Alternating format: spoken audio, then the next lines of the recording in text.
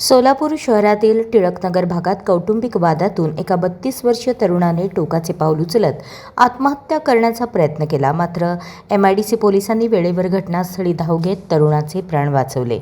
ही घटना बुधवारी रात्री 7:30 ते 8च्या सुमारास उघडकीस आली. असलम इरफान शाह फकीर वय 32 राहणार टिळकनगर सोलापूर असे आत्महत्येचा प्रयत्न करणाऱ्या तरुणाचे नाव आहे. मिळालेल्या माहितीनुसार असलम फकीर हे टिळकनगर भागात भाड्याच्या घरात राहतात.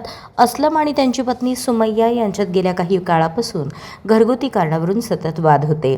पत्नीचे बाहेर अनैतिक संबंध असल्याचा संशय असलम यांना होता. त्यावरून उभयतांमध्ये नेहमीच खटके उडत असत. रोजच्या जाचाल आणि भांडणाला वैतागून असलम आपल्या पत्नीला सोडण्यासाठी तिच्या माहेरी गेले. मात्र तिथे गेल्यावर वाद मिटण्याऐवजी आणखीनच वाढला. असलम यांनी दिलेल्या माहितीनुसार तिथे त्यांची सासू, रियाजची आई आणि इरफान बागवान यांनी त्यांना बेदम मारहाण केली, शिवीगाळ केली. इतकेच नव्हे तर तुला जीवे ठार मारू अशी धमकीही सासरच्या मंडळींकडून देण्यात आली. अशाच नवनवीन अपडेटसाठी जनता राज्य न्यूज चॅनलला सबस्क्राईब करा, लाईक करा आणि शेअर करायला विसरू नका.